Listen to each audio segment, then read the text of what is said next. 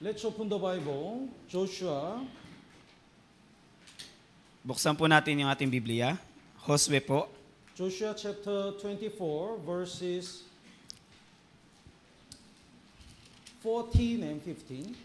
Josue po, Kapitulo 24, versikulo 14 hanggang 15. Joshua chapter 24, verses 14 and 15.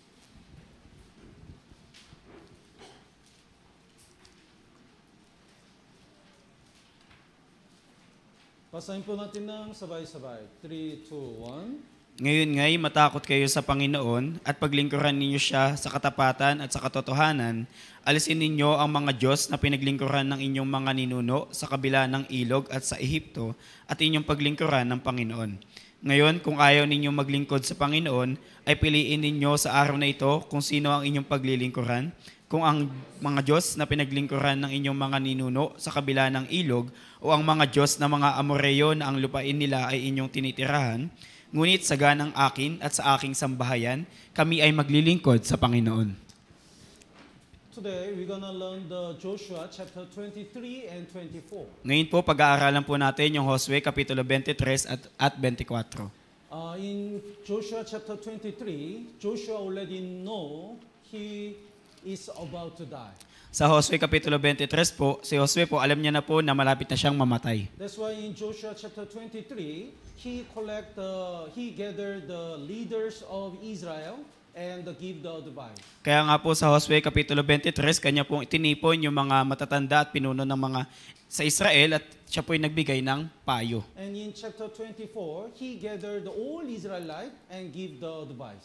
Gayon din po sa Kapitulo 24, kanya pong itinipon yung lipi ng Israel at nagbigay po siya ng payo. So in chapter 23 and chapter 24, we can see the last sermon of Joshua. Kaya sa Kapitulo 23 at 24 po, makikita natin dito yung huling sermon ni Josue.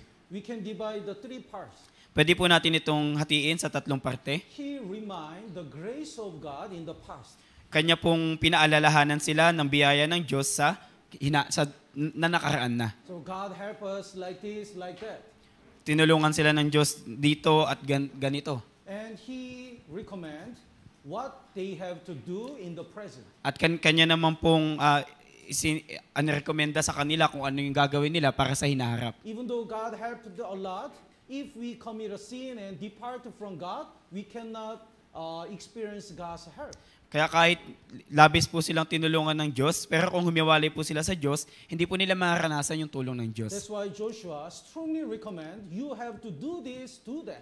Kaya nga po si Josue ay rinikomanda sa kanila na kailangan nilang gawin to at gawin niyon. And the last part is, if you keep doing like this, according to the will of God, God will bless you more. At sa huling parte po, kung patuloy po nilang gagawin yung ayon po sa kalooban ng Diyos, sila po ay pagpapalain pa ng Diyos. And then, he asked the resolution of Israel people. At kanya pong tinanong yung resolution ng mga Israelita. So in chapter 24, verse 15, choose for yourselves this day whom you will serve. Sa versikulo 15 po, piliin ninyo sa araw na ito kung sino ang inyong paglilingkuran. So today, we're gonna learn these lessons one by one. Ngayon po, pag-aaralan natin yung mga aral na ito isa-isa. The chapter 23 first. Versikulo 23 po, Kapitulo 23 po muna. Chapter 23, verse 1. Verse 1 po. Would you read? At nangyari, pagkaraan ng maraming araw, nang mabigyan ng Panginoon ng kapahingahan ng Israel sa lahat nilang mga kaaway sa palibot, at si Josue ay matanda na at puspos na ng mga taon. Now Joshua was old. Ngayon po, si Josue po ay puspos na ng mga taon. And he knew he's about to die. At alam po niya na malapit na po siyang mamatay. Think about this. When we face our death, we will tell the most important thing. Isipin niyo po ito, kapag po naharap na po tayo sa kamatayan, atin pong ibabahagi yung mga mahalagang bagay. We will call the most precious people. Atin pong tatawagin yung mga mahalagang tao para sa atin. So to Joshua, he didn't call his family. Kay Josue po, hindi niya po tinawag yung kanyang pamilya. He called the verse 2, he called the elders and the heads, judges, and officers. Sa versikulo 2 po, yung tinawag ni Josue, yung buong Israel, kanilang matatanda, mga pinuno at mga hukom.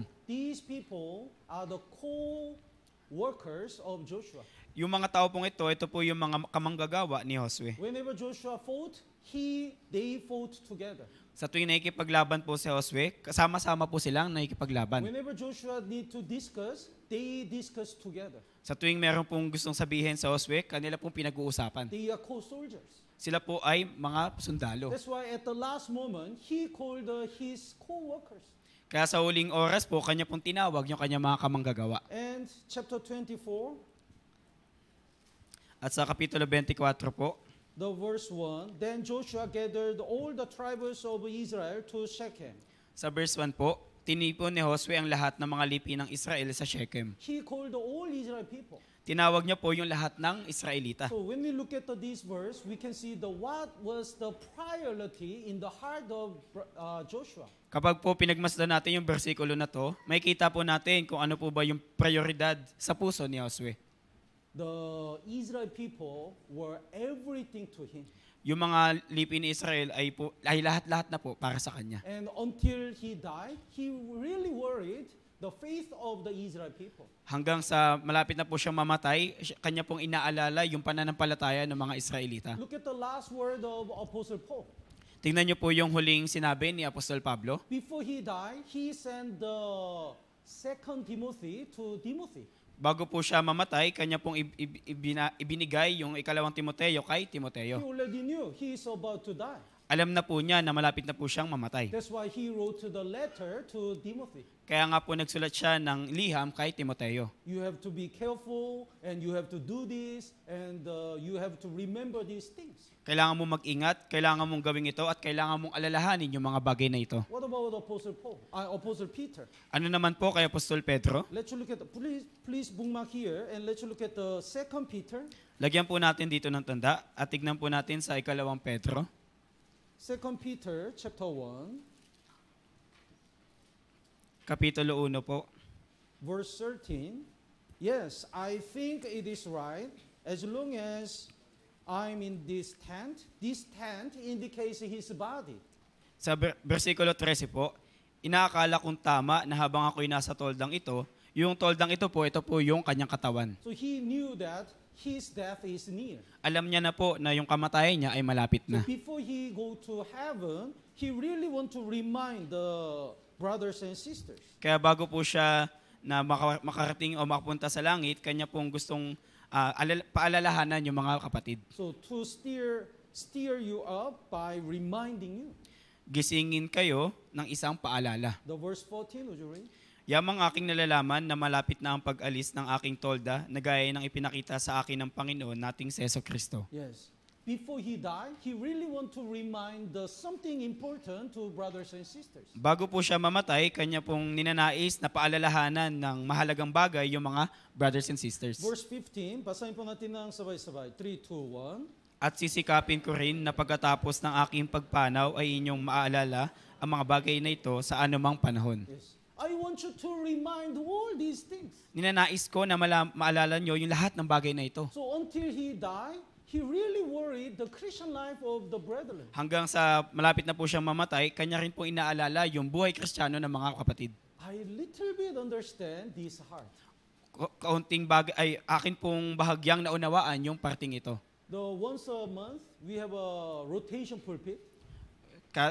Isang beses sa isang buwan, meron po tayong rotation pulpit. So sometimes I go to Palawan, I visit another church. Minsan pumupunta po ako sa Palawan, bumibisita po ako sa ibang So churches. whenever I go to outside, I worried brothers and sisters of Ortiga Church. Pero sa tuwing lumalabas po ako, inaalala ko po yung mga brothers and sisters sa Ortigas. So I ask the church staff to upload the pictures of Lord's Day sermon. Kaya at aking sinasabihan yung mga church staff na i-send yung mga litrato sa Lord's Day sermon. See who attend and who absent.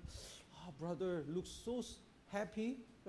At aking makikita kung sino po yung umattend at sino po yung wala. At makikita ko yung brother na napakasaya. Sometimes I visit Korea Minsan, to report mission report. Minsan bumibisita po ako sa Korea para po magbigay ng missionary report. Even while I'm staying in Korea, I always remembered Ortiga Church. Kahit po na nasa Korea po ako, akin po inaalala yung Ortigas Church. If some brothers and sisters have the difficulties, I cannot sleep. Kung yung mga kapatid ay meron pong kahirapan, hindi po ako makatulog. So my wife sometimes told me, who is your family? Yung asawa ko po, minsan sinasabihan ako, sino ba yung pamilya mo? Oh, you are my family, but these brothers and sisters also my family. Kayo yung pamilya ko, pero yung mga brothers and sisters ay yung akin din pamilya. So what is our priority?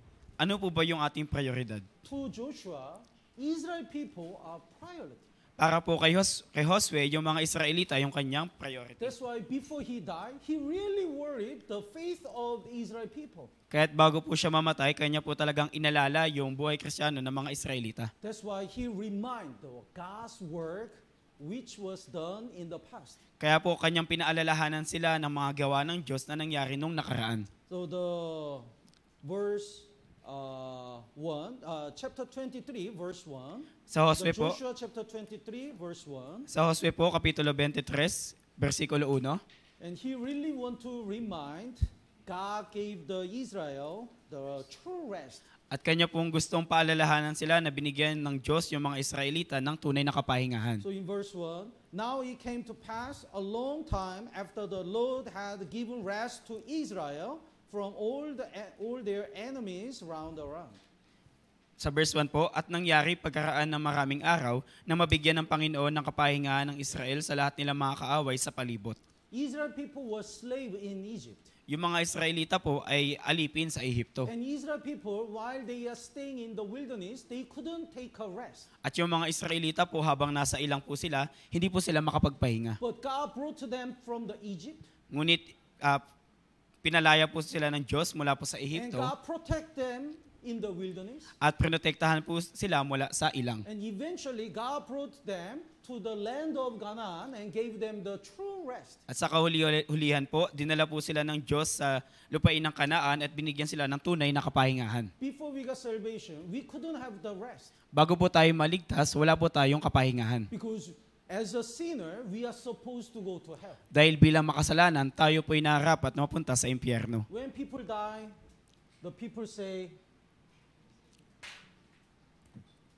R.I.P. Right? Kapag po namatay yung isang tao, sinasabi po ng iba na RIP. What's this? Rest in peace. Rest in peace po. Rest in peace. So in the tomb, they describe the R.I.P. Kaya sa libingan po, nilalagay po nila RIP. But how can they rest, true rest, in Ngunit the hell? paano po sila magkakaroon ng tunay na kapahingahan sa impyerno? If they don't get salvation and go to hell, how can they have the rest? Kung hindi po sila maligtas at mapunta sa impyerno, paano po sila magkakaroon ng tunay na kapahingahan? So we can say R.I.P. only for the saved people. Masasabi lamang po natin yung RIP sa mga ligtas na Kristiyano. So if this brother really got salvation and died, then he is in the heaven. Kung yung isang brother ay naligtas at namatay, sa gayon, siya ay mapupunta sa langit. He entered the true peace and the true happiness and true rest. Siya ay pumasok na sa tunay na kapahingahan, tunay na kagalakan at tunay na kapayapaan. Actually, some brothers and sisters worried those who die, oh, this brother passed away. Minsan po, yung ibang brothers and sisters ay nag-aalala sa mga namatay. But actually, this brother should worry about us. Pero sa katunayan po, yung brother na namatay, siya po dapat yung mag-alala para sa atin. Because this brother is happy now in the heaven. Dahil yung brother na yon, masaya na po siya sa langit. He will say, oh, this brother doesn't die yet. Sasabihin niya, yung brother na to hindi pa patay. Tama po ba? Oh, this sister need to stay in the world for 10 years. Ay, yung sister na to, kailangan pang manatili sa mundo ng 10 taon. Look Kawawa. at me, I'm the true rest and true happiness. Tignan niyo ako, meron na akong tunay na kapahingahan, tunay na kasayahan. So we don't need to worry about the brothers and sisters who die in Jesus Christ. Kaya hindi na po dapat tayo mag-alala sa mga kapatid na namatay kay Kristo. Anyway, before we get salvation, we didn't have true rest. Gayunpaman, bago po tayo maligtas, wala po tayong tunay na kapahingahan. In Israel, when the people greet each other, they say shalom. Sa Israel po, kapag po kanila pong binabati yung isa't isa, sinasabi nila, shalom. It means peace. ibig sabihin po nito kapayapaan. To have a peace, in the shalom, it means to have a peace. Shalom Then they po. answered, shalom, oh, I have a peace. Shalom po, ibig sabihin, meron ka bang kapahingahan? At sasagutin nila ng shalom din, ibig sabihin, meron silang kapahingahan. But only saved people can greet each other, shalom. Ngunit yung mga ligtas na tao lamang po yung pwedeng magbatian ng shalom. Because they cannot have the true rest. Dahil yung iba, dahil meron silang tunay na kapahingahan. So when we get salvation, we get the true rest which God gave us. Kaya nung tayo po naligtas, nagkaroon na po tayo ng tunay na kapahingahan na ibinigay ng Diyos. But if we followed our flesh, our carnal mind, our peace will be broken. Ngunit kung susundin po natin yung ating laman, yung ating tusong kaisipan, yung kapayapaan po natin ay mawawala. Let's look at the Romans chapter 8. Tignan po natin sa Roma, Kapitulo 8, Romans chapter 8, verse 6. versikulo 6 po.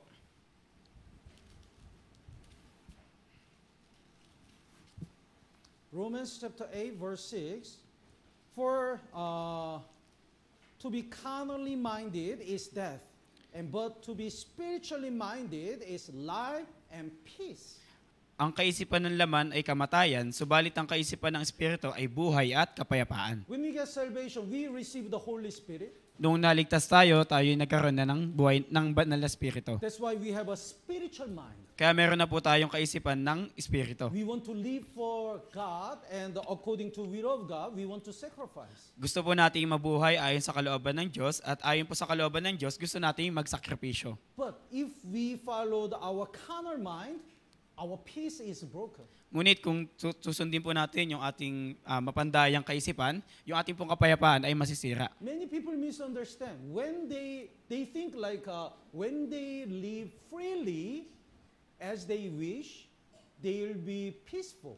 Maraming tao po na nagmali yung pagkaintindi, iniisip nila na kapag nabuhay sila ng ayon sa kanilang kagustuhan, meron silang kapayapaan. No, that's misunderstanding. Hindi po, yun po ay maling pagkaunawa. When we stayed in the boundary of God, when we stayed in Jesus, we are peaceful.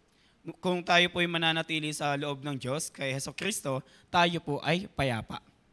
Do you know this?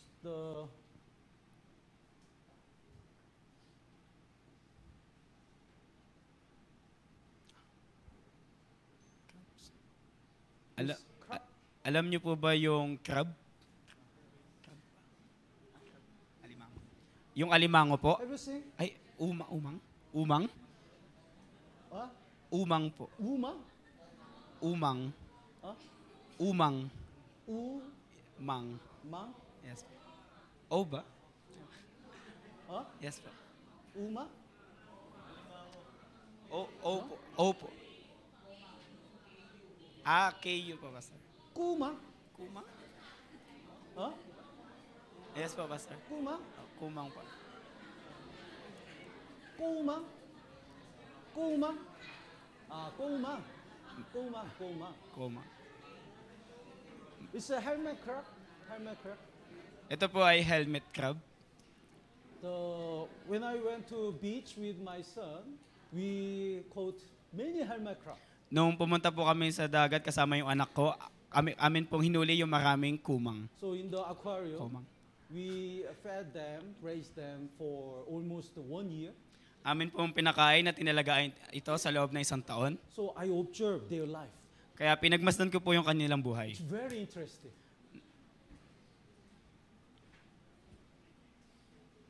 Their body is like this. Kamangha po yung buhay nila, yung kanila pong katawan ay gaya nito. And this part is very soft. At yung parte na to ay napakalambot. They have a armor in this only front part. Meron po silang kalasag dito po sa unahang So parte. without shell, they cannot protect their body. Kaya kung wala po yung shell, hindi po nila mapoprotektahan yung kanilang katawan. So sometimes, when they grow up, they transfer to the bigger shell. Kaya minsan kapag po lumalaki na sila, sila po ay lumilipat sa mas malaking shell. But the other crop, still it's so funny. When they move to another house, they look around so carefully. Sa tuwing lilipat po sila sa ibang bahay, sila po ay nagmamasid ng maingat. Because once they get out of this shell, they cannot protect themselves. Dahil kung umalis na po sila sa shell na yon, hindi na po nila mapoprotektahan yung kanilang sarili. But one day, when he comes out and about to enter this shell, the other crab steal this shell.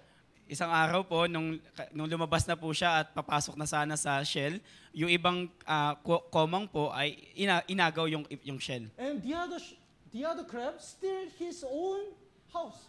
At yung ibang komang naman po, inagaw yung kanyang bahay. So I was so excited. What will happen? Kaya mga po ako sa kung ano man yung mangyayari. Then this crab look like, oh, what should I do? What should I do? Kaya yung komang po na to, nalilito na po, hindi niya alam kung ano yung kanyang Because he gagawin. cannot protect himself. Dahil hindi niya po mapoprotektahan yung kanyang So sarili. he search and find the very small crab, Kaya- a small shell. Naghanap po siya ng naghanap hanggang sa nakahanap po siya ng isang So- maliit na shell. He protect only this part. Kaya ito lamang po yun na poprotektahan. He lost his big house. Nawala niya po yung kanyang malaking bahay. What is our shield? Ano po ba yung ating panangga?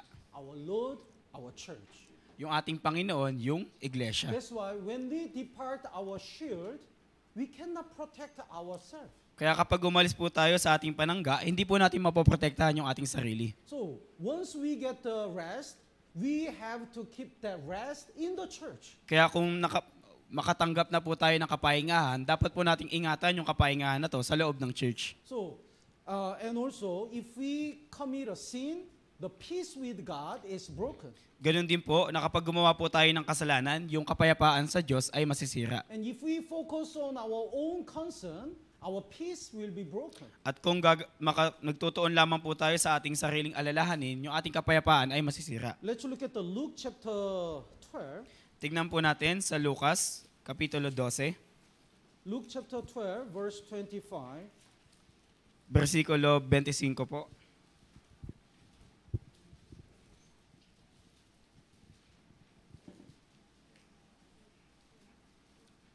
Luke chapter 12, verse 25.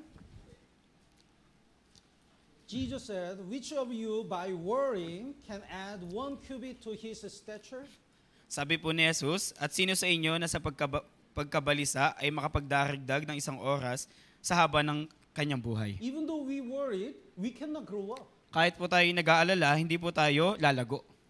Like this, we worry the unnecessary things. Ganon din po, tayo po'y nag-aalala sa mga walang kwentang bagay. Whether we worried or not, the people who are supposed to grow up will grow up. Mag-alala naman tayo o hindi, pero yung tao na dapat pong lumago ay lalago. The people who will not grow up will not grow up. Yung taong hindi naman po lalago, hindi po talaga yung lalago. Tama po ba? Tama po ba? That's why we don't need to worry about stature. Kaya kahit hindi dapat tayo mabalisa sa about sa Height. makapagdaragdag. Stature. Paglago. The verse 25. Makapagdaragdag. To his stature. Makapagdaragdag ng isang oras. Pastor. The height. Haba po. Oh. So, like this, we don't need to worry what we don't need to worry. Kaya gayon din po, dapat po hindi na po natin alalahanin yung hindi naman po dapat alalahanin. Let's look at the Psalm number 37. Tingnan po natin sa mga awit. Kapitulo 37 po. Psalm number 37, verse 25. Versikulo 25 po. Here is God's great promise. Ito po yung napakadakilang pangako po ng Diyos. Basahin po natin ng sabay-sabay. 3, 2, 1. Ako'y naging bata at ngayon matanda na, gayon may hindi ko nakita na ang matuwid ay pinabayaan, niyang kanyang mga anak ay namamalimos ng tinapay. He said, I've never seen the righteous forsaken, nor his descendants begging bread. Sabi niya po, hindi ko nakita na ang matuwid ay pinabayaan, niyang kanyang mga anak ay namamalimos ng tinapay. Saved people are the children of God. Yung mga ligtas na tao ay yung mga anak ng Diyos. So God has everything. Yung Diyos po, meron po siya ng lahat ng bagay. That's why if God wants, He can give us everything. Kaya nga kung gusto ng Diyos, kaya niya pong ibigay sa atin yung lahat ng Then bagay. why do we need the bread and sometimes we are hungry, we don't have money? Ngayon, bakit po natin kakailanganin yung tinapay at minsan pag minsan nagugutom tayo, wala tayong pera? Because it's for the training. Dahil po inahasa tayo.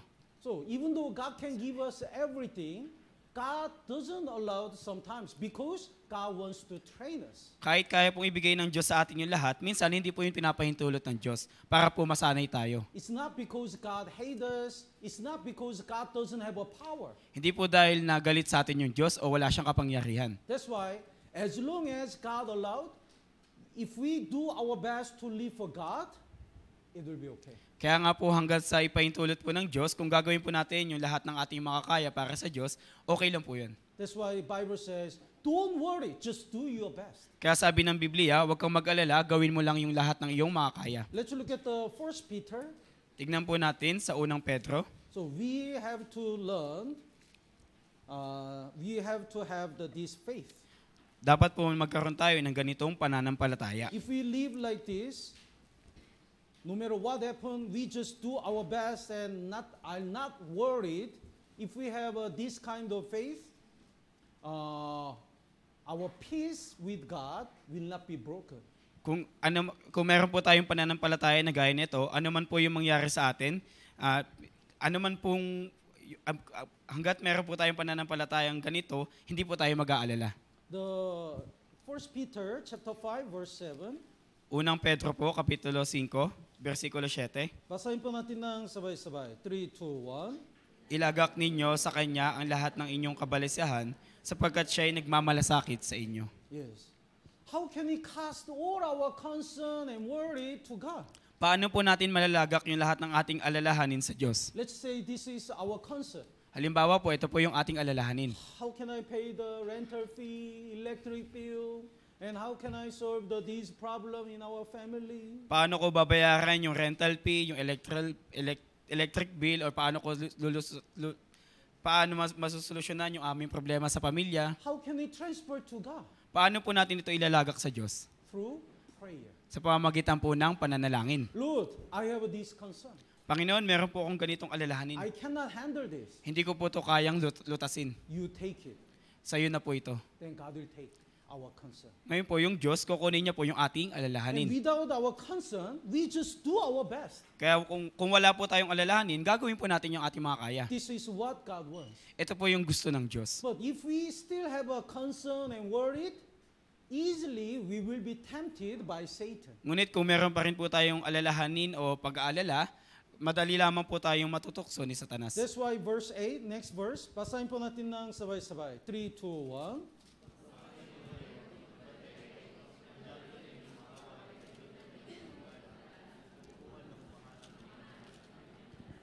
Devil is looking for the target.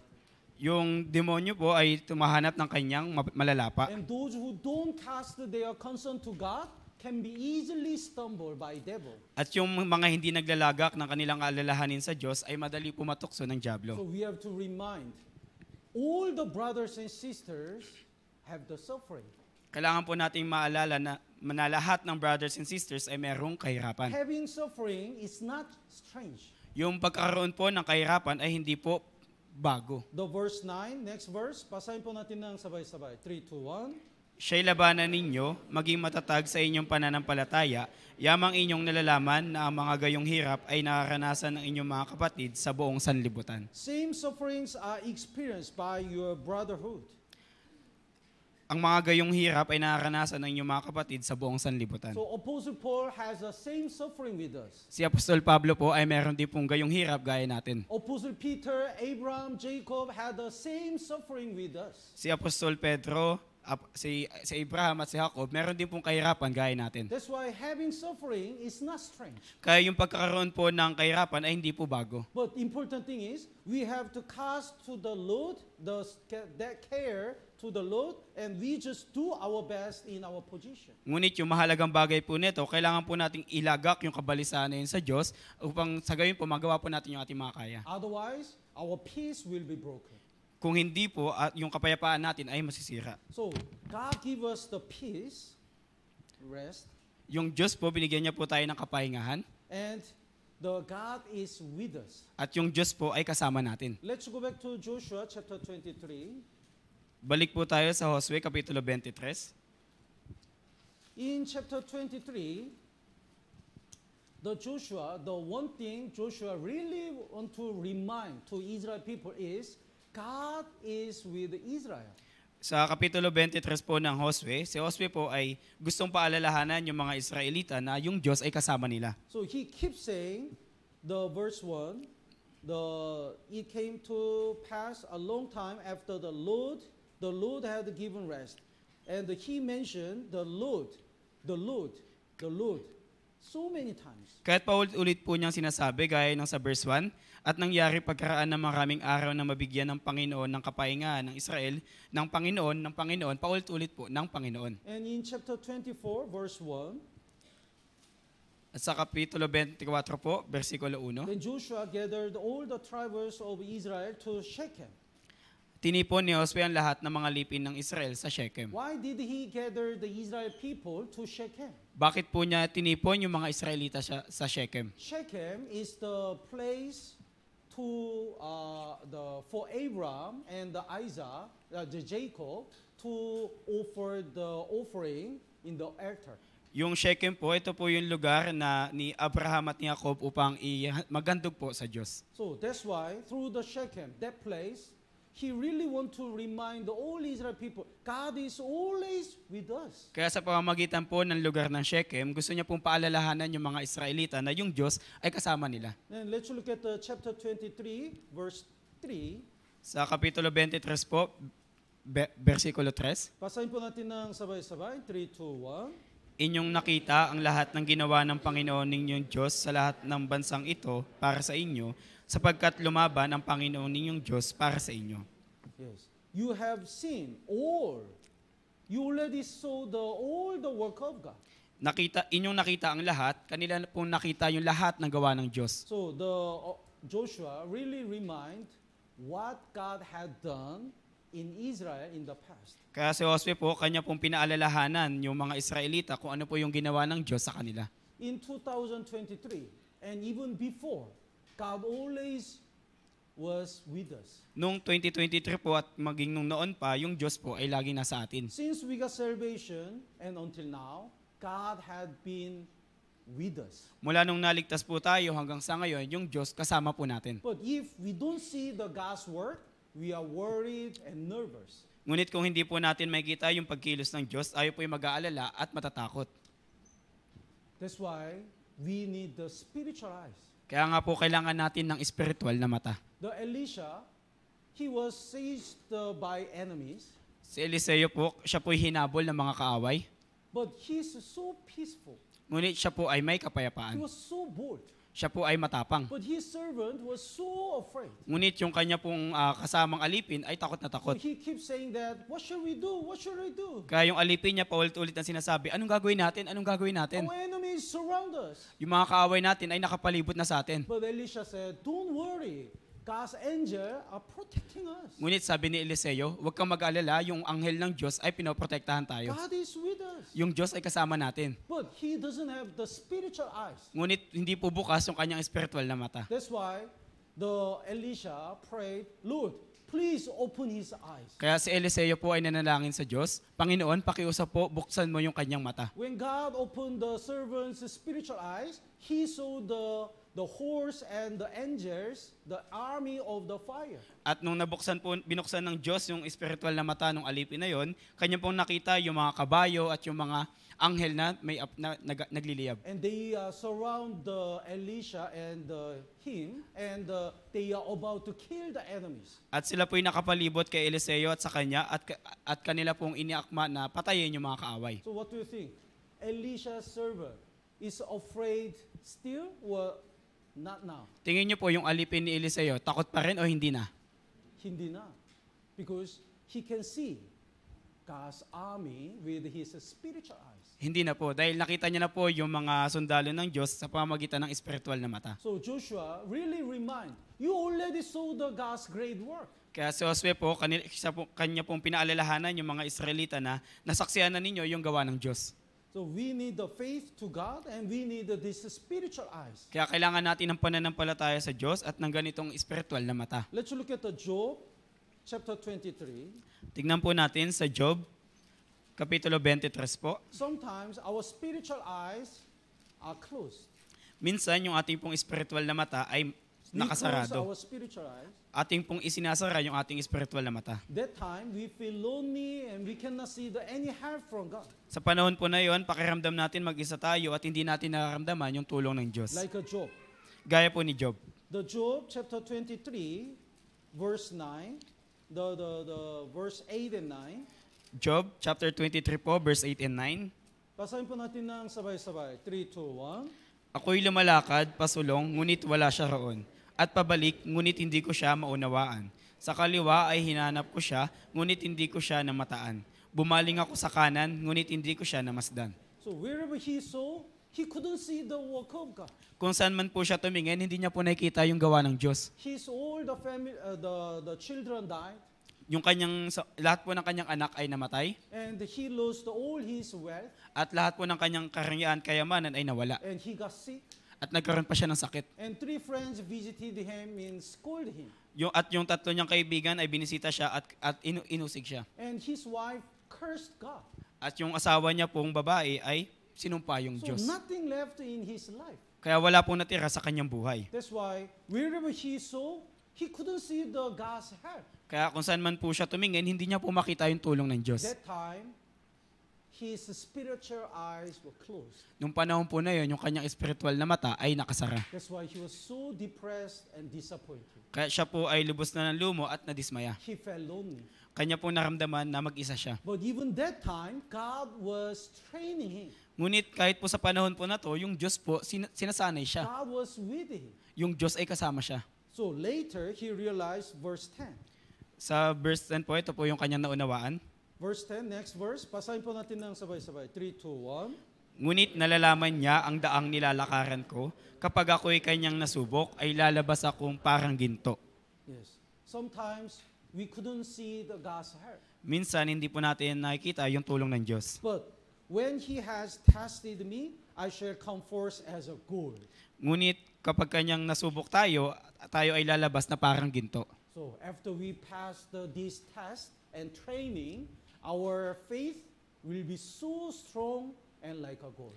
Kapag atin na po nalagpasan yung mga pagsubok at pagsasanay na ito, tayo po ay lalabas na parang ginto. So until that time, we should endure. Hanggang sa makarating tayo doon, dapat po tayong magtiis. Until that time, we have to pray, Lord, please open my spiritual eyes and can see your help and guidance. Hanggang sa makarating po tayo sa panahon na yon, dapat po tayong manalangin na Panginoon, buksan mo yung aking spiritual na mata. So in Joshua chapter 23 and 24, Joshua really remind God is with us and God gave us the rest and guided us. Kaya sa Josue Kapitulo 23 at 24 po, kanya pong pinaalalahanan sila na yung Diyos ay kasama nila at binigyan sila ng tunay na kapayapaan at kapahingahan. That's why Joshua remind what Israel people should be careful. Kaya nga po si Josue, kanya pong pinaalalahanan yung mga Israelita sa kung anong bagay na dapat nilang pag-ingatan. Because even though God had guided the Israel people until that time, if Israel people committed sin and departed from God, they cannot be guided by God anymore. Dahil kung kahit na ginabayan at sinamahan sila ng Diyos hanggang sa panahon na yon, kung gagawa po sila ng kasalanan at ihiwalay po sa Diyos, hindi na po sila magagabayan ng Diyos. So, let's go back to Joshua chapter 23. Balik po tayo sa Josue Kapitulo 23. So, Joshua really strongly command Israel people to keep the word of God. Kaya si Josue po, kanya pong higit na pinaalalahanan yung mga Israelita na tungkol sa salita ng Diyos. The verse 6. Sa versikulo 6 po, Basahin po natin ng sabay-sabay. 3, 2, 1. kaya't kayo'y magpakatatag na mabuti at maingat na gawin ang lahat na nakasulat sa aklat ng kautosan ni Moises at huwag kayong lumiko sa kanan o sa kaliwa. Yes. You have to obey the word of God. You have to keep the word of God. Kailangan ninyong ingatan yung salita ng Diyos, kailangan ninyong sundin yung salita ng Diyos. God promised so many blessings. Yung Diyos po, nangako po siya ng maraming pagpapala. God is not changing. Yung Diyos po, hindi po siya And nagbabago. God has a power to give us the blessing. At meron po siyang kapangyarihan na bigyan tayo ng pagpapala. But there is one condition. If we obey God, we get this all blessing. Ngunit sa isang condition po, kung susundin po natin yung Diyos, matatanggap po natin yung mga pagpapala na yun. So the Joshua really remind the Israel people keep and to do all that is written in the book of the law of Moses. Kaya si Josue po, labis po niyang pinaalalahanan yung mga Israelita na maingat na gawin ang lahat na nakasulat sa aklat ng kautusan ni Moises. And the next part, lest you turn aside from it to the right hand or to the left. At huwag kayong lumiko sa kanan o sa kaliwa. There are some children, when they go somewhere, not the children, some people, when they go somewhere, some people go straight until the destination.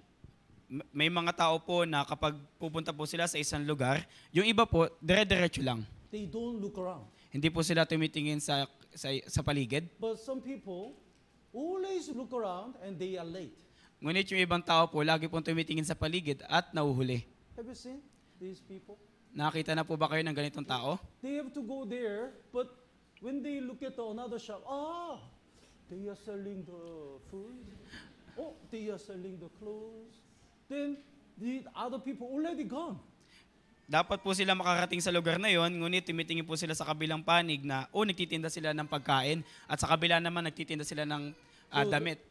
So if we turn aside to the left or to the right, we cannot go forward and we'll be late. Gayun din po, kung titingin po tayo sa kaliwa o sa kanan, hindi po tayo makakadiretso at tayo po ay mahuhuli. In 2 Kings chapter 4, there is the Shunammite woman. Sa ikalawang hari po, kapitulo 4 po, meron po ditong babaeng Shulamita. Then her son died. At yung anak po niya ay namatay. Then Elisha sent his servant Gehazi to save the son. Kaya si Eliseo po, kanya pong pinadala yung kanya pong alipin na si Gehazi sa anak na yon. At the time, the Elisha commanded Gehazi, if you meet anyone, do not greet him. Nung panahon po na yon, sinabihan po ni Eliseo yung kanyang alipin na kung may makatagpo ka man, wag mo silang babatiin. If anyone greets you, do not answer him. Kung meron man na bumati sa inyo, wag mo siyang sasagutin. It means don't look around here and there. Ibig sabihin po, wag kang titingin dito at doon. Just directly rush to go to this son and save her. Kundi patuloy ka lamang na pumunta doon sa bata na yon at iligtas siya. Because this is urgent and important. Dahil ito ay napaka-importante. If we look around all the world, how can we save the lost souls? Kung titingin po tayo sa mundong ito, paano po natin maliligtas yung mga ligaw na kaluluwa? If we look around all the worldly things, how can we have the time to read the Bible and join the fellowship? Kung palagi po tayong titingin sa mga makamundong bagay, paano po tayo magkakaroon ng oras para makapagbasa ng Biblia at makadalo sa fellowship? Don't turn your eyes to the left or right. Huwag niyo pong ibaling yung inyong mga mata sa kaliwa o sa kanan. Our goal is very clear. Yung ating pong goal ay napakalinaw. We establish the church and we save more lost souls. Magsasagawa tayo ng church at magliligtas pa ng higit na kaluluwa. For that goal, we don't have time to look at left side or right side. Para po sa goal na yun, wala na po tayong oras para lumingin pa sa kaliwa o sa kanan. Let's look at the 1 Samuel chapter 6. Tignan po natin sa unang Samuel, kapitulo 6, 1 Samuel chapter 6, verse 12. versikulo 12 po. Here is the two cows which carried the ark of the covenant. Narito po yung dalawang baka na nagdala ng kaban ng tipan. The verse 12, basahin po natin ng sabay-sabay. 3, 2, 1. Ang mga baka ay tuloy-tuloy sa daang patungo sa Beth-Shemesh. Sila ay nagpatuloy sa lansangan na umuungal habang humahayo. Sila ay hindi lumiko sa kanan o sa kaliwa, at ang mga Panginoon ng mga Pilisteo ay sumunod sa kanila hanggang sa hangganan ng Beth-Shemesh. Their mission is carrying the Ark of Covenant up to the Beth-Shemesh. Yung kanilang gawain po ay dalhin yung kaban ng tipan hanggang sa Beth-Shemesh. If they don't carry it, the Palestine think there is no God. Kung hindi po nila ito madadala, iisipin po ng mga Pilisteo na walang Diyos. So that's why God gave them the chance to carry the Ark of Covenant. Kaya yung Diyos po, binigyan po sila ng pagkakataon na bitbitin yung kaban ng tipan. Then they did not turn aside to the right hand or left At hindi po sila lumiko sa kanan o sa kaliwa. until they reached the Bethlehem, until they died, dead. They didn't look around. Hanggang sa makarating po sila sa Bethshemesh at sa kamatayan, hindi po sila lumingon. So what is our mission? Ano po ba yung ating misyon? We don't have time to look at the right side or left side. Wala na po tayong oras para tumingin pa sa kaliwa o sa kanan. Some people really curious about the worldly things. Yung ibang tao, labis po sila nagtataka about sa mga makamundong bagay. When their friends play the game, he glanced. He glanced their game. What's there? Kapag nakikita niya yung kanyang mga kaibigan na naglalaro ng mobile games, kanya po nilang How can I tinitignan play? sila. What's that? Paano yung laruin? Ano yan? If some people dance and enjoy the world, how can the Christian glance at these kind of things? Yung ibang tao po sumasayaw at nagpapakasasa po sa mundo, paano po na yung Kristiyano ay titingin sa mga bagay na yun? Here is a great example. Genesis chapter 34. Nandito po yung napakadakilang halimbawa. Jacob's daughter, Dinah. Sa Genesis chapter 24 po, yung anak ni Jacob na si Dinah. Dinah was so curious about the 34? worldly things. Sorry po, chapter 34 po. Si Dinah po, labis po siyang nagtataka tungkol po sa mga makamundong bagay. That's why she visited Shechem. Kaya po, siya po ay bumisita sa Shechem. Then, the verse 1, Dinah, the daughter of the Leah, whom she had born to Jacob, went out to see the daughters of the land. This land is the Shechem. Sa Genesis chapter 34 verse 1 po, si Dinah na anak ni Leah na ipinanganak nito kay Jacob ay lumabas upang tignan ang mga babae ng lupaing iyon. Yung lupaing iyon ay yung Shechem. She was curious how the Shechem people played or their tradition. Siya po ay nagtataka kung yung tradisyon ng mga taga Shechem. So when she approached, what happened? The verse 2. Let's read it together. 3, 2, 1. Nang makita siya ni Shechem, anak ni Hamor na Hebeo, na siyang pinuno sa lupain, kanyang kinuha siya at sa pilitang sindipingan. When she approached the Shechem, some bad things happened. Nung lumapit po siya sa Shechem, may masamang bagay po nangyari. The world doesn't worry your faith. Yung mundo po ay hindi nag-aalala sa pananampalataya nyo. Devil doesn't worry your Christian life. Yung mga demonyo po ay hindi nag-aalala tungkol sa inyong buhay Kristiyano. When you approach it to the world, or approach it close to the sin, the devil will not say, how can you live for God? You have to go back. Kapag po lumapit po kayo sa mundo at sa kasalanan, yung demonyo po, hindi niya po sasabihin na, paano yung buhay Kristiyano nyo, kailangan mong bumalik. Devil will not say that. Hindi po yun sasabihin ng demonyo. Devil will prepare the more worldly things to tempt you. Bagkus maghahanda pa sila na marami pang bagay para tuksoin ka. So, if we look around the world, we cannot achieve the will of God. Kaya kung tumingin po tayo sa mundong ito, hindi po natin may sasagawa yung kalooban ng Diyos. Instead of the world, we have to be close to the Lord. Kaya imbes na sa mundo, dapat po tayong mapalapit sa Panginoon. Let's go back to Joshua chapter 23. Balikan po natin sa Josue Kapitulo 23, Verse 8. versikulo 8 po. Verse 8. This verse is important. Basahin po natin ng sabay-sabay. 3, 2, 1. Kundi humawak kayo sa Panginoon ninyong Diyos na gaya ng inyong ginawa hanggang sa araw na ito. How can we hold fast to the Lord, your God, our God? Paano po tayo makakahawak sa ating Panginoon? How can we be close to the Lord? Paano po tayo mapapalapit sa Diyos? Paano po? If Jesus is here, we stick to the Jesus like John, then we close. Kapag po si Jesus ay nandito, tayo po ay didikit kay Jesus gaya ni Juan, at kung gayon, tayo po ay malapit na sa Kanya. But now, how can we close to God? Ngayon po, paano po tayo mapapalapit sa Diyos? how can we be close? Paano po tayo mapapalapit? The answer is John chapter 1, verse 1. Yung sagot po ay nasa 1, Kapitulo 1, versikulo 1. Let's look at the John chapter 1, verse 1. Tignan po natin. John chapter 1, verse 1. 1 po, Kapitulo 1, versikulo 1. Basahin po natin ng sabay-sabay. 3, 2, 1. Sa simula ay ang salita, at ang salita ay kasama ng Diyos, at ang salita ay Diyos. Who is God? Sino po yung Diyos? The Word was God. At ang salita ay Diyos. So, if you want to accompany with God, accompany with the Bible. Kung gusto niyo po makasama sa yung Diyos, kailangan niyo po makasama dumikit sa Biblia. Do you want to know about God? Study Bible. Gusto niyo po makilala yung Diyos, pag-aralan niyo po yung Biblia. Do you want to be close to God? Close to the Bible. Gusto niyo po mapalapit sa Diyos, mapalapit po kayo sa Biblia. Then, you will know God and you will accompany and close to God.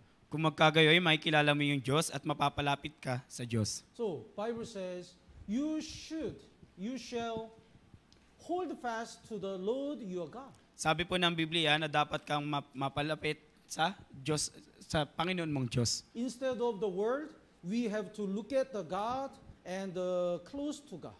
Imbis na sa mundo, dapat po tayong tumingin sa Diyos at mapalapit sa Diyos. Let's look at the Colossians chapter 3. Tignan po natin sa Kolosas, Kapitulo 3. This is our target main verse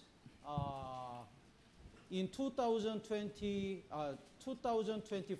Ito po yung main verse po natin sa taon ng 2024.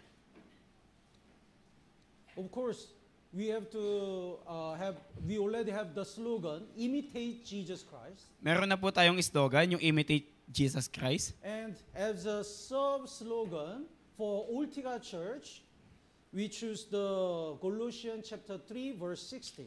At para po sa sarili po nating slogan sa Ortigas Church, yung pinili po natin ay Kolosas, Kapitulo 3, Chapter 3, verse 16.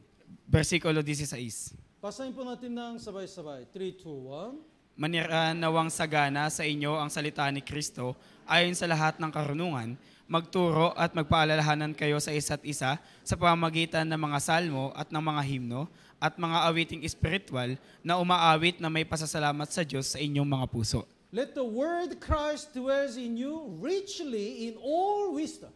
Manirahan nawang sagana sa inyo ang salita ni Kristo ayon sa lahat ng karunungan. Richly. Sagana po. Why we cannot overcome the temptation of Satan? Bakit po hindi po natin mapagtagumpayan yung mga tukso ni Satanas? Because we don't have enough word of God. Dahil wala po tayong sapat na salita ng Diyos. Why our heart is getting cold? Bakit po yung puso natin ay lumalamig? It's because we don't have word of God. Dahil wala po tayong salita ng Diyos. Why we don't have the courage and strength and wisdom to save lost souls? Bakit wala po tayong kalakasan, katapangan at karunungan na magligtas ng mga kaluluwa? Because we don't have a word of God. Dahil wala po tayong salita ng Diyos. So many brothers and sisters don't read the Bible. Napakarami pong brothers and sisters na hindi nagbabasa ng Biblia. So many brothers and sisters, they don't study the Bible deeply. Marami pong brothers and sisters na hindi po inaaral ng malalim yung Biblia. That's why they cannot grow up. Kaya nga hindi sila lumalago. That's why their life is not changing. Kaya yung kanilang buhay ay hindi nababago. That's why they are tempted by the Satan. Kaya nga napakadali nilang natutukso ni Satanas. So how can we close God? Paano tayo mapapalapit sa Diyos? Instead of the word, how can we be used by the close to God? And how can we be used by God? Imbis na sa mundo, paano tayo mapapalapit sa Diyos at paano tayo gagamitin ng Diyos? Let the word of Christ dwells in you richly in all wisdom. Manirahan nawang sagana sa inyo ang salita ni Kristo ayon sa lahat ng karunungan. When we have the enough plant the word of God in our heart, even though we don't want, we overcome all difficulties. Even though we don't want, we are naturally desire to save lost souls. Kung meron po tayong sapat na salita ng Diyos na nakatanim sa ating puso, kahit ayaw man po natin, natural na ating po na pagtatagumpayan yung problema, kahit na ayaw po natin, at ating po natural na isasagawa yung kalooban ng Diyos. So for a long time, I prayed, and I already decide to teach you more Word of God in 2024. Kaya sa mahabang panahon po, ako po ay labis na nanalangin at nagpasya na tuturuan ko pa kayo ng higit ng salita ng Diyos sa taon ng 2024. We need a deep understanding about Bible. Kailangan po natin ng malalim na pagkaunawa tungkol sa Biblia. Don't misunderstand. Even though you work so hard, if you don't have the Word of God, you will be burned out and you will be stumbled one day. Huwag niyo pong mamali yung pag-unawa. Kahit po gumawa po kayo ng labis-labis, kung wala po kayong salita ng Diyos, kayo po ay mababurnout at mawawala na lang. Here is the Holy Spirit, Narito po yung banal na spirito and we have a flesh. at meron po tayong laman. Through the flesh, we can show our eagerness. Sa pamamagitan po ng laman, may papakita po natin yung pagnanais natin. We can work hard by using the power of our flesh. Makakagawa tayo ng higit sa pamamagitan ng kapangyarihan ng ating laman. But when it's gone, we have nothing if we don't have the Word of God. Ngunit kung wala na yung lakas nito, tayo po'y wala na kung wala tayong salita ng So Diyos. why some brothers and sisters are exhausted and they are burned out? Look, the pastor, I don't want to preach the gospel anymore. Bakit yung mga brothers and sisters ay napapagod at nababurnout? Sinasabi nila, Pastor, ayoko na pong ibahagi yung ebanghelyo. My heart is getting cold. Yung puso ko po'y nanlalamig. The only reason is they don't have a spiritual food to their Holy Spirit. They don't have a Word of God. Yung isang dahilan lamang po nito, wala po silang espiritual na pagkain para po sa kanilang banal na spirito. So if they have a more Word of God, richly, and if they have a deep understanding about Word of God, they can control the flesh, and by the power of the Holy Spirit, they can keep living for the Lord. Subalit kung meron po silang higit at saganang salita ng Diyos, sa pamagitan po ng kapangyarihan ng banal na spirito, kanila po mapagtatagumpayan yung kanilang laman at patuloy po sila makakapamuhay sa kalooban ng Diyos. So Word of God is the most important part to be close to God and to recover our Christian life. Yung salita po ng Diyos, yung napakamahalagang bagay para po maging malapit sa Diyos at makarecover sa buhay Kristiyano. So hopefully, in 2024, we study Bible more.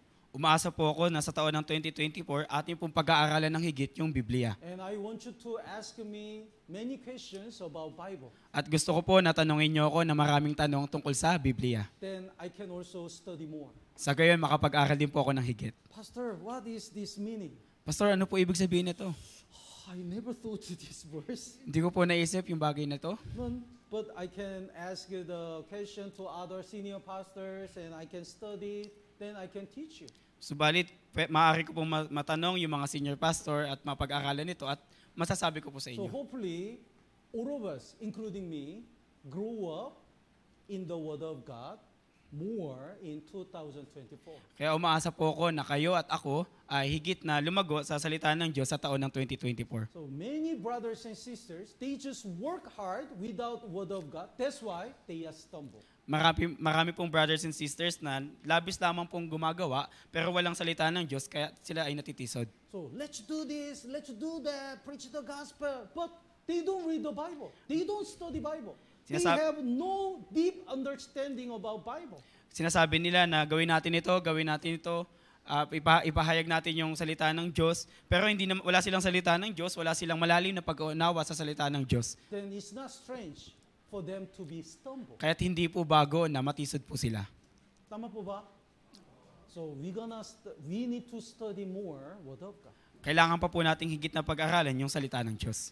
The Word is the Word of God. That's why when we study Word of God, we know God and we accompany God. Yung salita ay salita ng Diyos, kaya kapag inaral po natin yung salita ng Diyos, tayo po'y mapapalapit sa Diyos. And let's go back to Joshua chapter 23. Balikan po natin sa Josue Kapitulo 23, Verse 11. versikulo 11 po. And Joshua also reminded this thing, this verse 11. Therefore, take careful heed to yourselves that you love the Lord your God. At higit po na pinaalalahanan ni Josue yung mga Israelita sa versikulo na ito. Kaya't ingatan ninyo ang inyong mga sarili, ibigin ninyo ang Panginoon ninyong Diyos. we should be careful not to lose our first love. Dapat po tayo mag-ingat na huwag maiwala yung ating unang pag-ibig. What's the motivation of our Christian life? Ano po yung motibasyon ng ating buhay Kristiyano? We are willing to live for God because we love God. Handa na po tayo mabuhay para sa Diyos dahil mahal natin yung Diyos. Even though we sacrifice everything, we don't say sayang because we love God. Kahit po sakripisyo natin yung lahat ng bagay, hindi po tayo nagsasabi ng sayang dahil mahal natin yung Diyos. But when we lose this first love, everything becomes our obligation only. Ngunit kung maiwawala po natin yung unang pag-ibig na to, lahat ng bagay ay parang obligasyon na lamang. We don't rejoice anymore. Hindi na po tayo nagagalak. We complain. Nagreklamo na lang. We exhausted. Napapagod tayo. And we are tired. At We are looking for the excuse not to attend the church and not to sacrifice. umahanap tayo ng mga rason para hindi umatin sa church at hindi magsakripisyo. That's why the Joshua said, take careful heed to yourselves. Kaya sabi po ni Josue, ingatan ninyo ang inyong sarili. Temptation of Satan and the world is getting stronger and stronger. Yung tukso po ni Satanas at yung mundong to ay palakas ng palakas. So if we are not awakened and if we are not careful, we'll be tempted. Kaya kung hindi po tayo gising at nag-iingat, tayo ay matutukso. Here is the lovers, man and woman. Nandito po yung mag-asawa, lalaki at babae. When they are staying together only, no problem about their love. Kung magkasama lamang po sila palagi, wala pong problema sa kanilang pagmamahalan. But this man stayed outside alone. Ngunit yung lalaki pong ito ay lumabas ng mag-isa, Then easily his love get cold. kaya't napakadali po na yung kanyang pag-ibig ay lumamig. Tama po ba? And also, what if there are many women? Paano kaya kung napakarami pong babae? They always go together. Lagi po silang nagsasama-sama. Then he can be easily tempted more. Kung gayon po, napakadali po niyang matukso. So, that's why Bible says we should be careful. Kaya nga sabi ng Biblia, dapat tayong mag-ingat. Not to lose the love, we should be careful. Na wag maiwala yung pag-ibig, dapat po tayong mag-ingat. My friend wants to stop smoking. Yung kaibigan ko po, gusto niya pong tumigil sa paninigarilyo. So he said, I decide to stop smoking. Sabi niya, magpapasya na ako na tumigil sa paninigarilyo. But in his pocket, he always keep the cigarette. Ngunit sa kanyang bulsa, lagi pong merong sigarilyo. I advised, you have to throw all the cigarette first. Kaya sinabihan ko siya, dapat itapon mo muna yung lahat ng sigarilyo. As long as you have a cigarette, anytime you can be tempted. Hanggat meron kang sigarilyo, kahit anong oras, maaari kang matukso. We should be careful Dapat not po to tayo, lose the love to God. dapat po tayong mag-ingat na huwag maiwala yung pag-ibig ng Let's look at Diyos. the Revelation chapter 3. Tignan po natin sa Revelation, Revelation chapter 3. chapter 3 po. Here is the church of the Laodicea. Nandito po yung iglesia ng Laodicea. The verse 16. Sa verse 16 po. Basahin po natin ng sabay-sabay. 3, 2, 1. Kaya dahil ikaw ay malahininga at hindi mainit o malamig man, ay isusuka kita mula sa aking bibig. You are lukewarm, not cold, not hot. Ikaw ay malahininga, hindi mainit, hindi malamig. That's why Jesus said, I vomit you out of my mouth. Kaya sabi ni Jesus, isusuka kita mula sa aking bibig. When Jesus was resurrected and visited Apostle Peter, Nung nabuhay muli po si Jesus, kanya pong binisita si Apostol Pedro. at the time he was fishing, Nung panahon po na yun, siya po ay nangingisda. then Jesus said, brought some fish. Sabi ni Jesus, dalhin mo dito yung isda. And he roasted and ate that fish. At kanya po itong niluto at kinain. What does it mean? Ano pong ibig sabihin nito? The ocean indicates the world. Yung karagatan po, tumutukoy sa mundo. And the fish which was separated from the ocean indicates the saved people who are separated from the world. At yung isda naman na nahiwalay sa dagat, yun po yung mga ligtas na tao na nahiwalay sa mundo. When they offer their life to the Lord, God accepts them. Nung kanilang isuko yung kanilang buhay sa Panginoon, yung Diyos tatanggapin niya yun. But if it is lukewarm, God doesn't need it. Ngunit Vomit. kung ito ay malahininga, hindi po kakainin ito ng Diyos, kundi isusuka. Bulalo. when the bulalo it become cold, there is oil, right? Kapag po yung bulalo ay lumamig, meron pong mantika. It become cold, Malamig po ito. and the oil in the oil becomes solid, right? At, The at, white oil becomes solid. at yung puting mantika ay nagiging matigas. Can you eat? Kakainin niyo po ba to? We vomit. Sinusuka po natin to. If we are lukewarm, our Christian life, lukewarm is like this. Okay. Okay. Pastor, you shout, but it doesn't touch my heart. Yung malahininga po ay gaya nito, okay pastor, sumigaw ka, pero hindi matatouch yung puso ko. Okay, we have a Bible seminar. You invite, but I'm not. Okay, may Bible seminar, o mag-imbita ka, ako hindi. But they join. Pero magjo-join sila. But they don't have eagerness. Pero wala silang pagnanais. They always in the church, but they don't have any desire. Palagi silang nasa church, pero wala silang pagnanais. That's why they think their Christian life doesn't have any problem. Kaya iniisip nila na yung buhay Kristiyano nila ay walang problema. Because anyway, they are in the church. Dahil kahit gayon pa man, nasa church naman sila. God says, I vomit you. Sabi ng Diyos, isusuka kita. It means I cannot use you. Ibig sabihin, hindi ka gagamitin ng Diyos. Disgusting. Nakakapandiri. So, we should be careful to keep our first love. Kaya nga, dapat po tayong mag-ingat na ingatan yung ating unang pag-ibig. The love to God must be getting hotter and hotter. Yung pag-ibig ng Diyos, dapat po na uminit ng uminit pa. So how can we make a fire in our heart? Paano po masisilaban sa ating puso? The solution is also Word of God. Yung solusyon po ay salita rin ng Diyos. That's why we should study Word of God more. Kaya nga po dapat nating higit na pag-aralan yung salita ng Diyos. Let's go back to Joshua chapter 23. Balik po tayo sa Josue, Kapitulo 23. No time. Let's go back to Joshua chapter 24. Sa Kapitulo 24 na po, dahil wala ng oras. 23 first, the one verse. So, God had guided Israel and gave them the rest and always helped Israel.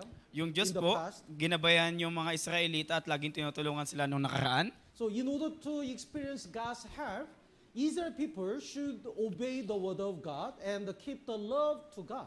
Upang maranasan po yung gabay ng Diyos, yung mga Israelita, kailangan po nilang sundin yung Diyos at panatiliin yung pag-ibig ng Diyos. Then what will happen? Ngayon, ano po mangyayari? Then chapter 23, verse 9,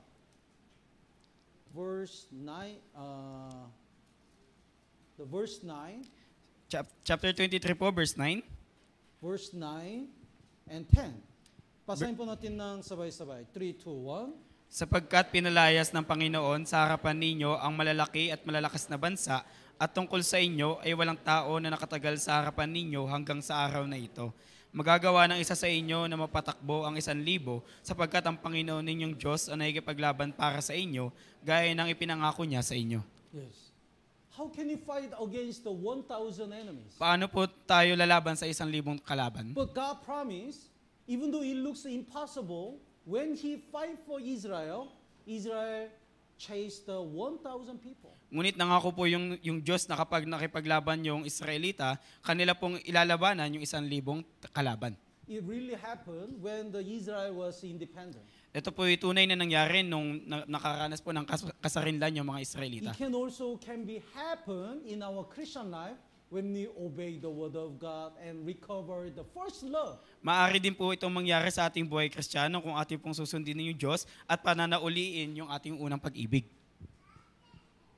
Philippine Life for the Mission start from the one family. Yung Philippine Life Word Mission po ay nagsimula sa isang pamilya. Life for the Mission start from the one family. Yung Life Word Mission po ay nagsimula sa isang pamilya. This gospel was spread from Jesus Christ from one person only. Yung ebanghelyo pong ito ay naisagawa mula kay Jesus mula sa isang tao. So, who knows? Through the one brother or one sister, we can establish the one church. And so many people get salvation. Sino makakaalam na sa pamamagitan ng isang brother, isang sister, o sa isang church, makakabuo tayo ng isang church at makakapagligtas ng maraming kaluluwa. So, because of the God's grace, we make the many mission branch in this year, 2023. Dahil po sa biyaya ng Diyos, nakagawa po tayo ng napakaraming mission branch sa taon ng 2023. If we obey word of God, if we don't follow instead of the word, if we close to the God and recover the first love, we can save the thousands people. Kung susundin po natin yung salita ng Diyos na imbis po na mapanatili sa mundo, kundi magtutuon po na mapanauli yung ating pag-ibig sa Diyos, makakapagligtas po tayo ng libu-libong tao. That's why Joshua strongly recommend you have to choose for yourself this day whom you will serve. Kaya nga si Josue po ay kanya pong higit na narekomenda na kailangan nilang piliin kung sino yung kanilang paglilingkuran sa araw na ito. The verse, chapter 24, verse 15. Sa chapter 24 po, verse 15. Basahin po natin ng sabay-sabay. 3, 2, 1. Ngayon, kung ayaw ninyong maglingkod sa Panginoon, ay piliin ninyo sa araw na ito kung sino ang inyong paglilingkuran. Kung ang mga Diyos na pinaglingkuran ng inyong mga ninuno sa kabila ng ilog, o ang mga Diyos na mga Amoreo na ang lupain nila ay inyong tinitirahan, ngunit sa ganang sa akin at sa aking sambahayan, kami ay maglilingkod sa Panginoon. Yes. Let's determine our heart like Israel people, like Joshua. Dapat po tayong magpasya na gaya ni Josue. Choose whom you will serve. Piliin ninyo ang inyong paglilingkuran. The Bible says, Joshua said, choose for yourselves this day. Sabi po ni Josue na piliin ninyo sa araw na ito. Please make a resolution now. Ngayon, pakiusap po, gumawa po kayo ng resolution ngayon. Sometimes we always delay our resolution or obeying the resolution, doing that resolution next day. Minsan po atin pong inihuli na sundin at gawin yung ating resolution sa susunod na araw. Next day it doesn't come. Yung susunod na araw ay hindi po mangyayari. We have to start from today. Dapat po tayong magsimula ngayon. So please, choose whom you will serve. Kaya pakiusap po, piliin ninyo kung sino ang inyong paglilingkuran. We cannot serve the world and Satan at the same time when we serve our Lord. Hindi po natin mapaglilingkuran yung mundo, si Satanas, na kasabay yung napaglilingkod sa Diyos. So let us determine our mind to study the Bible more in 2024. Magpasya po tayo sa ating puso na pag-aralan yung Biblia nang higit pa. And we have to determine our mind. I'll not look around the world. At dapat po tayo magpasya sa ating puso na hindi na tayo titingin pa sa mundo. I'll stop my sin. Titigil ko na ang aking kasalanan. I'll not miss the Wednesday sermon and Sunday sermon. Hindi na ako liliban sa Wednesday sermon at Sunday sermon. I'll not miss the fellowship. Hindi na ako liliban sa fellowship. I'll not hesitate to preach the gospel. Hindi na ako matatakot na ipangaral yung ebanghelyo. And I'll not miss the tithe and offering. At hindi na ako liliban sa tithes and offering. When we choose and determine our heart, and when we do our best in our position, we can see God will chase the 1,000. Kapag pumili na po tayo at nagpasya sa ating puso at nagkaroon po tayo ng determinasyon, makikita po natin yung kung paanong tutulong yung Diyos. Let's look at the last verse, 1 Chronicles. Tignan po natin 1 Kings. sa huling talata, unang hari po. 1 Kings chapter 18. Unang hari po, kapitulo 18. 1 Kings chapter 18, verse 21. Kapitulo 18 po, versikulo 21.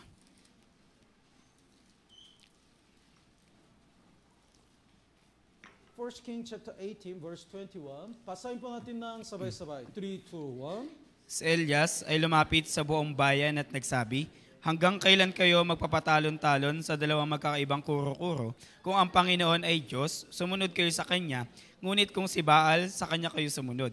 At ang bayan ay hindi sumagot sa Kanya kahit isang salita. How long will you filter between two opinions? Hanggang kailan kayo magpapatalon-talon sa dalawang magkakaibang How kuro-kuro? long will you hesitate to stop your sins? Hanggang kailan kayo na mag-hesitate na tigilan yung inyong kasalanan. How long will you delay to decide to live for God? Kailan nyo ipahuhuli na magpasya na mabuhay para sa Diyos? We have to choose whom we will serve today. Dapat po nating piliin yung ating paglilingkuran ngayon. Tama po ba? Tama po ba? So, today, we studied the last sermon of Joshua. Ngayon po, pinag-aralan po natin yung huling sermon ni Josue. We also experienced the God's great work. Atin rin pong naranasan yung napakadakilang gawa ng Diyos. In order to keep experiencing God's great work and guidance, we have to obey the word of God and we must not lose the first love. Upang patuloy po natin maranasan yung pagkilos at paggabay ng Diyos, dapat po nating sundin yung salita ng Diyos at huwag iwala yung unang pag-ibig. And we have to decide today. At dapat tayong magpasya ngayon. Let's pray together. Manalangin